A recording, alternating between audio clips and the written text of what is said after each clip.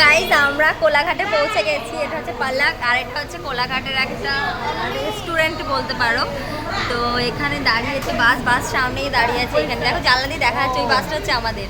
আর এটা হচ্ছে আমাদের পাড়ার একটা দিদা। আর এটা হচ্ছে আমার দিদি। এই দিদি দিদি এই দিদি।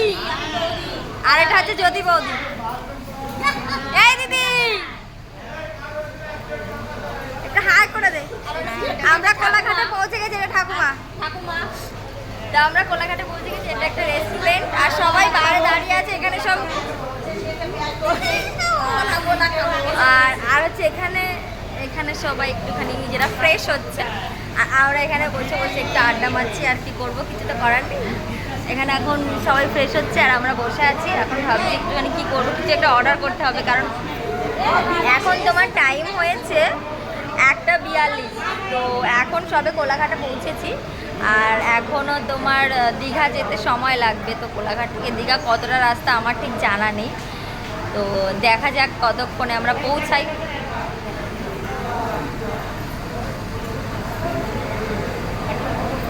ফটো তুলবো, দাঁড়াও ভিডিওটা কমপ্লিট করে তারপর তোমার ফটো তুলে দিচ্ছি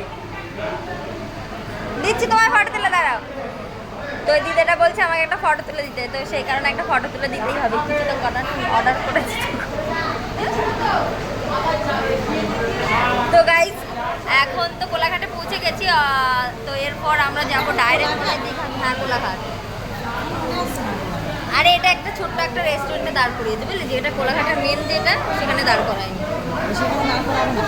মনে হচ্ছে তো না, এখানে ফাঁকা ছিল বলে দাঁড় করে দিদি এখন ফ্রেশ হবে, মানে ব্রাশ করে।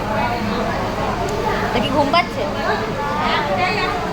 আমার দিদি বাসেতে এমন গান চালাচ্ছিল যে আমার ঘুম পাচ্ছিল। তারপর যখনই কোলাঘাটে পৌঁছালো তখন ঘুমটা ভেঙে গেল। আর এ তো ঘুমিয়েই পড়ছে। তুই তো ঘুমিয়ে পড়ছিস না? পাল্লা ঘুম পেয়ে গেছে তো? আমার পাল্লাকের ঘুম পেয়ে গেছে। আমার ঘুমটা ভেঙে গেছে অবশ্য, ঘুম পাচ্ছিল খুব। আর বাসটা যেন কেমন আনকমফোর্টেবল ফিল হচ্ছে জানি না। যাই হোক এখন এই বাসে করেই যেতে হবে, আসতে হবে, কিছু করার নেই। হাওয়া ঢুকছে না বাসের মধ্যে।